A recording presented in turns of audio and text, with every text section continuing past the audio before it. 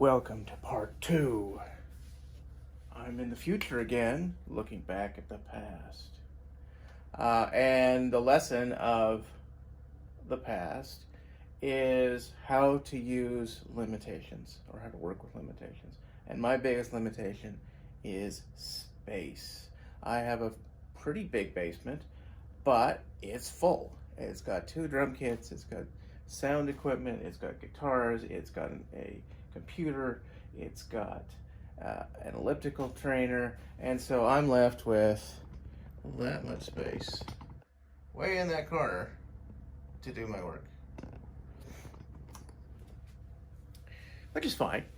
But I only have a 10-inch bandsaw. I have a great planer. I'm glad I invested in a planer. But no drill press, no spindle sander. I have a hand sander. I have a hand planer. I have the various hand tools. I tried to use a teeny tiny CNC, which I mentioned the other day, and well, it sucks. So you've got to work with the limitations. The other limitation is my knowledge of wood is not enormous. I've never worked with ash before, and it's got its quirks. It's really, really hard, for one. But if you're not careful, you'll chip it out and chip out huge chunks because of the way the grain operates. So these are lessons that I learned, and one of the key elements to this is I had to be patient with this wood. I wasn't always using the big router because, I don't have a router table, because it was just too aggressive. So I am doing things like going down 5 millimeters at a time, routing out the extra spaces I need in my control cavities. Because you go any faster, you try to go any faster, this wood just would not tolerate aggressive cutting out with a router. And for some reason, which I discovered later, my Forstner bits weren't working. What I discovered was that I had a bad battery for my drill. I have a good battery now, and the Forstner bits work great, and I use them a lot. But I wasn't able to use them when I wanted to. So let's watch more video.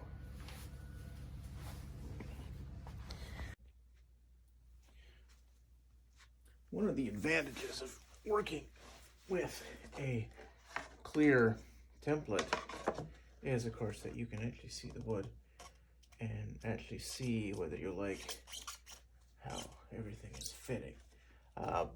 Obviously, there's some challenges to working with a kit that we had to resolve, such as adding this wing in order to get the length that I wanted.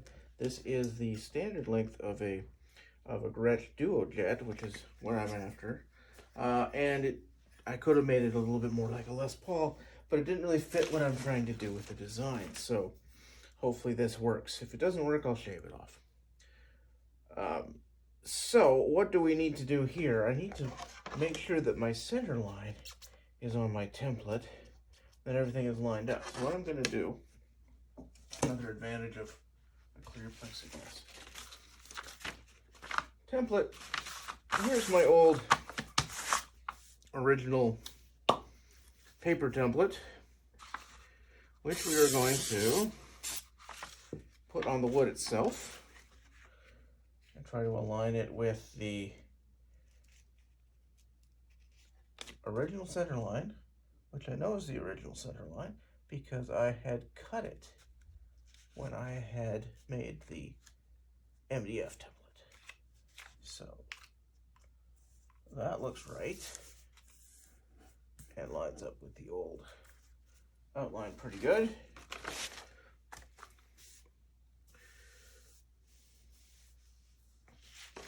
And let's do it again.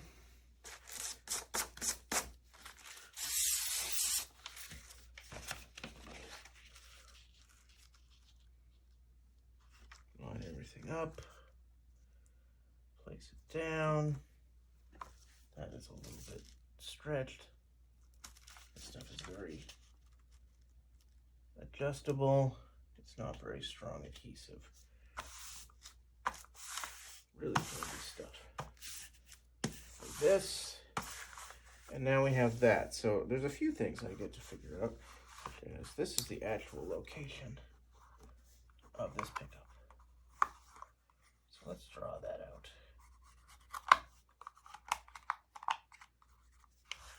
And the size of the pickup is also different. So it doesn't help to take a note there. The same thing over here. That's actually accurate. There's a few little wrinkles to this design, and when we play with the neck, one is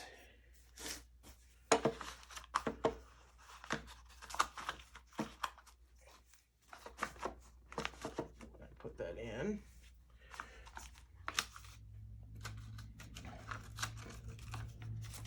You will find that instead of having a pickup ring going to the fretboard is actually overhanging where I would have put a pickup ring. So I need to adjust both the size of those rings as well as where I'm going to locate them. I still haven't decided where the switch is going to go. I think it's going to go here. And how this aligns to the actual control cavity. This is my first time to actually check. And when we turn this thing over and take these off, pry this thing loose.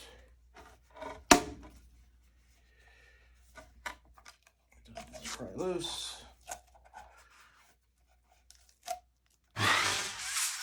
Just by eyeballing it, I can see that that one's close. Quite close. This one's in the cavity. This one's in the cavity. This one is on the edge of the cavity, so I might not have to do any more routing there. Or maybe a little bit over here. That's not too bad, because that is my desired locations. And so I will have to create some kind of route there if I'm going to put the switch there. So let's get back to what we were doing.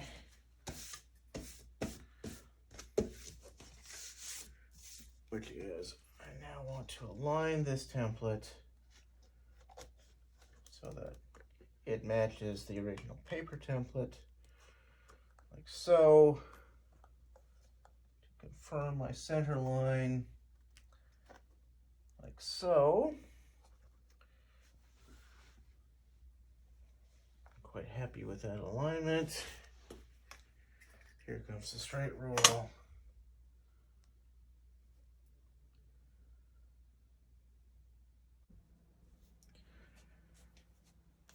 It's gonna take a lot of glue to tie this template down. I just made that.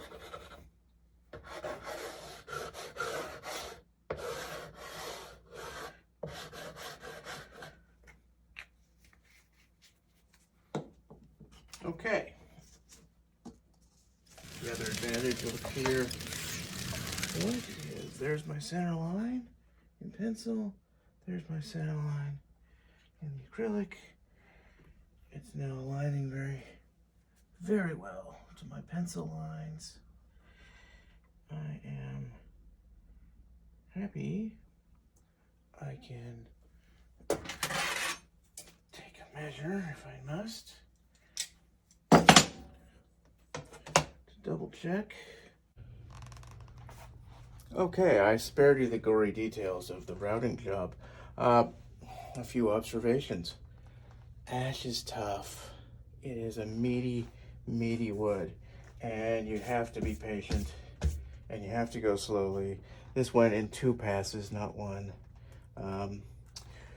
You have to be quite careful of getting little chip outs. 1/4-inch bits are a little chippy for this. The router's strong enough, but you gotta be extremely patient. And there are a few flaws, such as this little gouge out, which will have to be corrected with some hand work. And that's about it. There's a little one here, but that was going to be underneath a curve anyway. This took an hour and a half just to get around this thing twice with this router, and we're gonna flip this thing over tomorrow and be able to get the rest of it with a solid looking half-inch router bit that will allow me to come around like so against the work that's already been done, and with lots of room to go. We don't need all the length of this, which is nice, and hopefully that moves a lot smoother than the first cuts.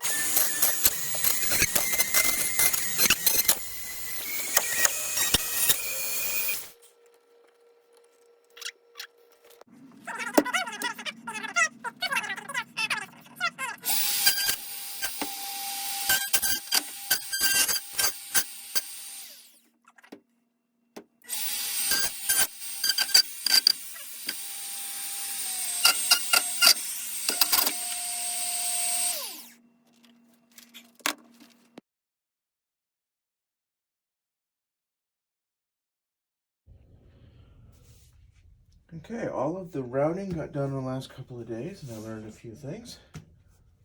One of the things is a half-inch bit, much more effective in dealing with heavy wood than a 1/4-inch bit.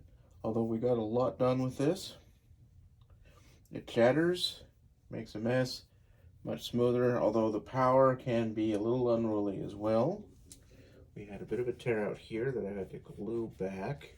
So this area is going to have to get rerouted, having glued that piece back in. I'll show it to you in a little bit more detail in a second. And we have a few issues. We have a bit of a wonky line right here. Give you a close up so you can see what the problem is. And I think that should just be resolved with a little bit more of an aggressive curve right in there. We also have this heel a little bit strange. We can fix that. And a couple of areas you can see there's a tear out mark there. There's a little gouge here. There's a tear out mark over here. And that's what this happy stuff is for. Now I'm using white wood filler here because none of this is what I expect to be permanent. It's just going to be filling in gaps so that I can have a smooth surface to work until we bring it down. If there's any issue that this exposed wood that's going to be part of a staining process, I will simply take out the white when we're done, replace it with some clear grain sealer or grain filler, and we'll have at it. Now comes the fun part. We are going to do some mocking up. Nice detail of how the headstock is supposed to work out. Color representation of the body. But we need to see how it all is going to fit. So we have our parts ready to take a look at.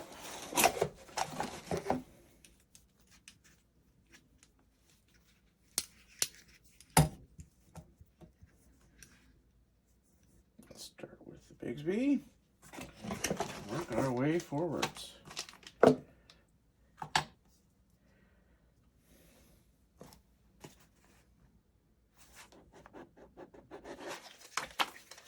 Oops.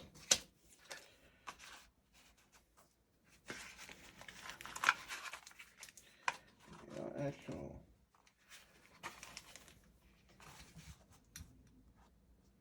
What we want to do here is this.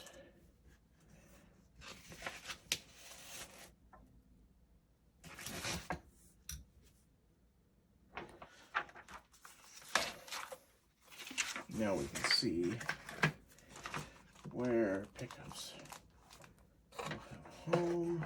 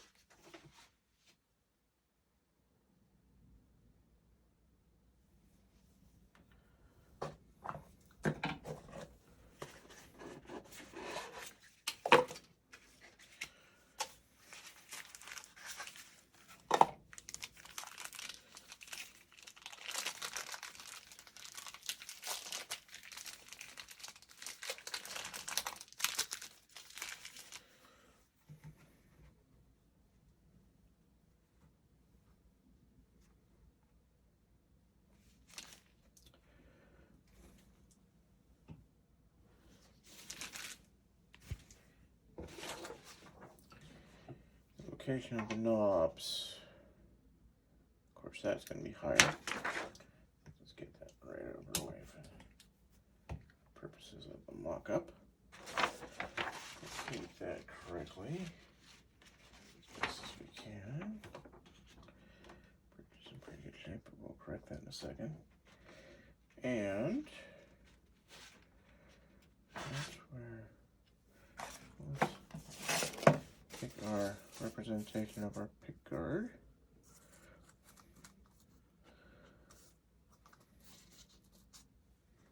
I can see we already were running into a sizing problem. Let's address that right now.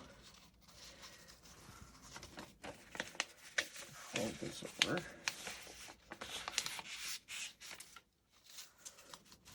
So we can do that. Get that shaped right.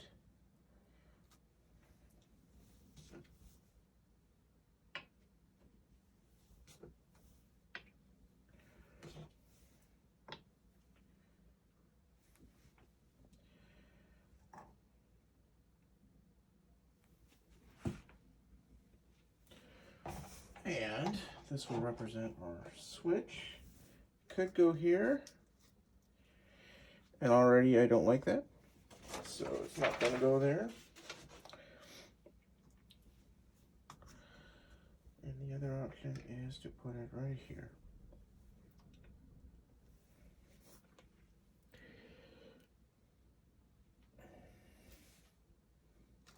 Okay, so what needs to be corrected? Let's take some time to do it.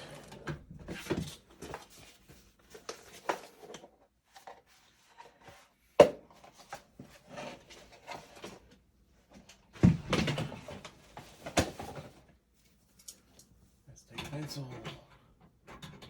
Let's take some calipers.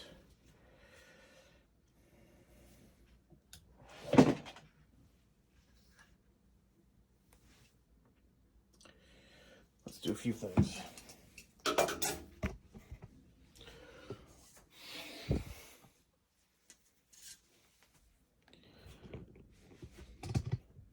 Here's our big straight rule, and we're going to check it for two things. One is scale. Don't have enough space to actually deal with scale. This takes space. There we go. Let's put it right there. 25 and a half, 25.5. That's the location of the bridge.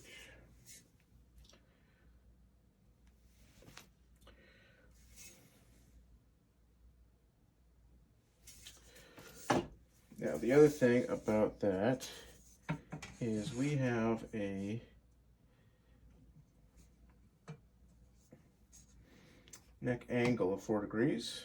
Don't worry about how far back the pickups are. The main thing here is there enough room for the AVR bridge? Yes, there is. Is there enough room to make that make sense? Yep, that's what I wanted. That's why they cut it to 4 degrees.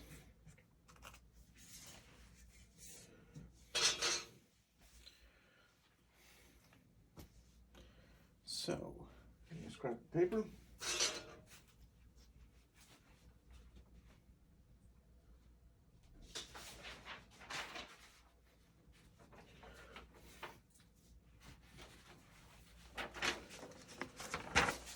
Just gonna do a little measuring.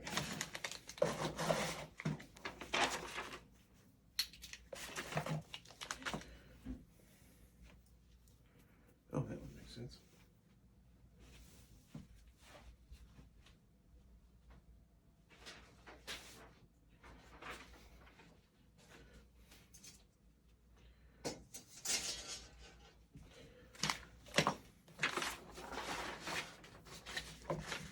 Here's our teeny tiny drawing.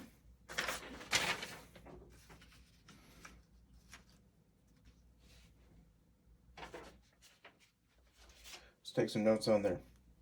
Okay, first thing to note, our actual pickup size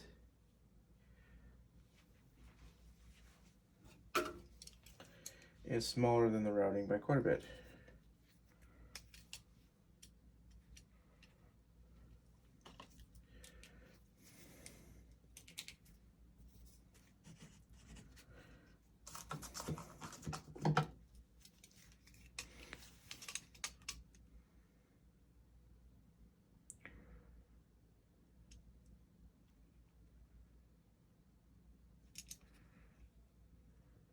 .36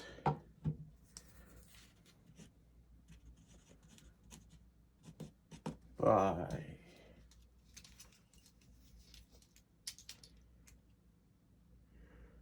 2.81.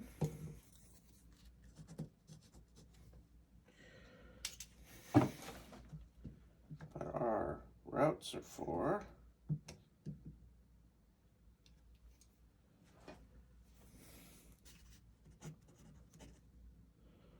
2.96 by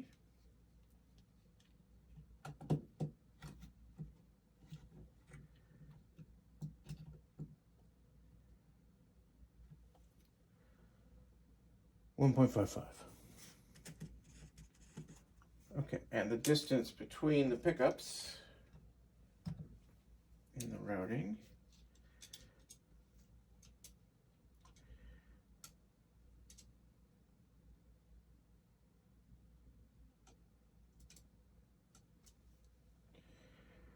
two point 2.64. So 0.64. So that has to be adjusted on my drawing. Now, what we also need to anticipate here is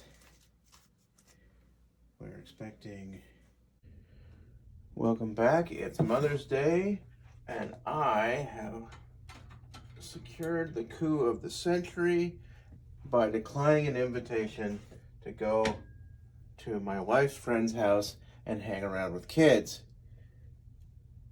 So, that requires new props. Spider-Man with a guitar, boozy coffee, and here we go. So last night, off camera, I spent a great deal of time rerouting our cavity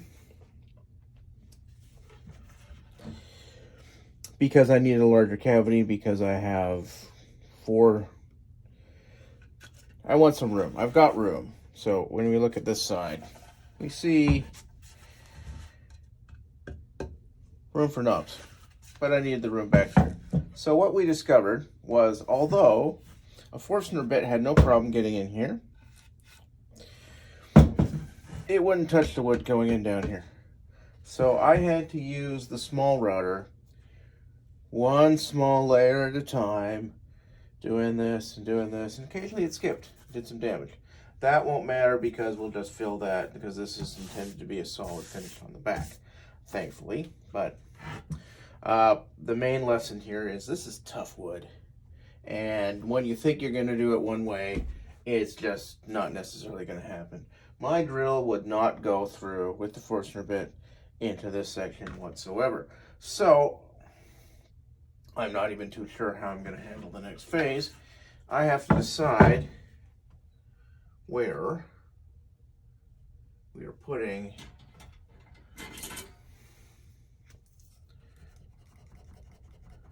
our switch.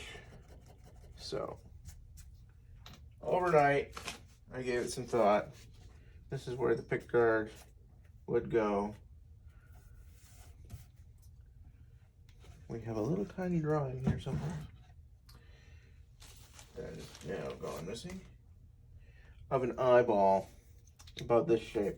And what I discovered was there's no room for it here, because when we look at the actual drawing,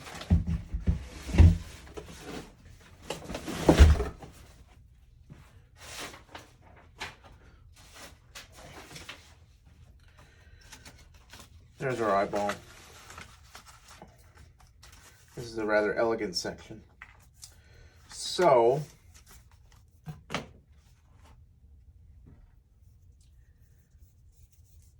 just take this down for a second.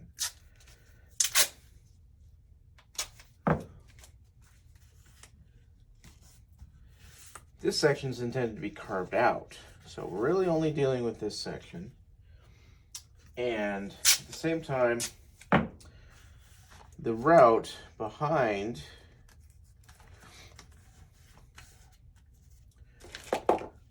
one of these little doohickeys needs to be 1.5 inches in diameter. That's a fair amount of space.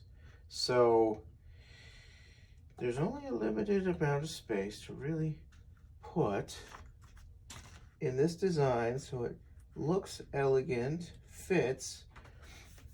The eyes, there's just not enough space for the eye based on this design. I'm not messing with this design when I could put that there on the pickguard. Just so you get a better sense of the pickguard. Pickguard will go like so.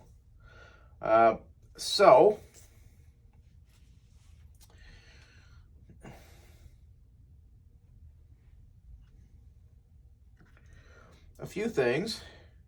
Switch goes up and down. Therefore,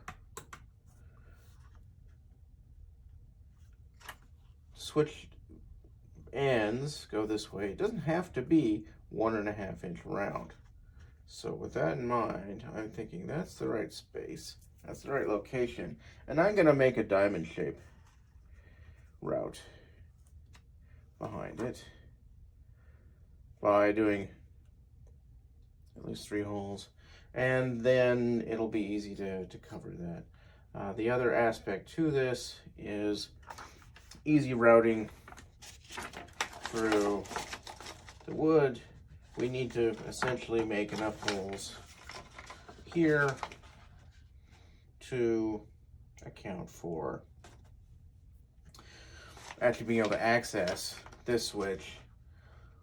These pickups have to go into this switch and then have to come back through this route back in here and into there. So the other aspect to this is these pre-made kit holes. You knew that was going to happen. Let's just let them sit right here for fun.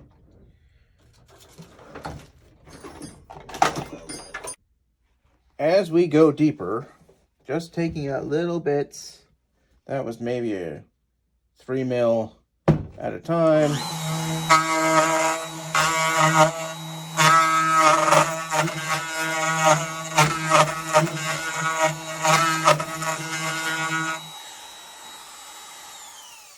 Makes life go much smoother.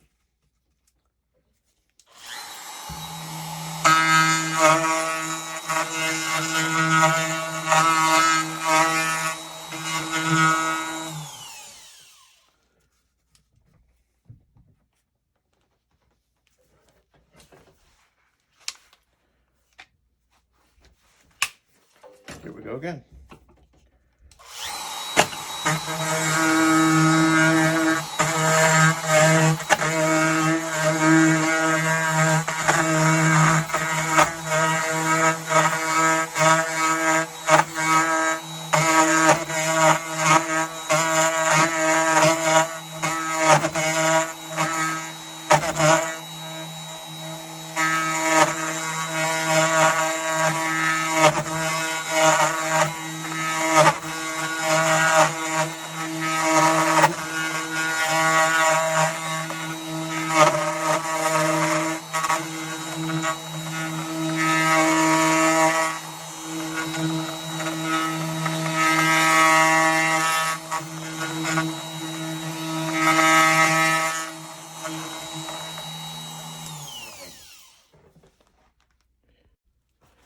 Okay, never mind the condition of our template. What we have here is a big enough route to handle the electronics. So, great. I am extending this a little bit further just so I have a little bit more room to get some wiring through here.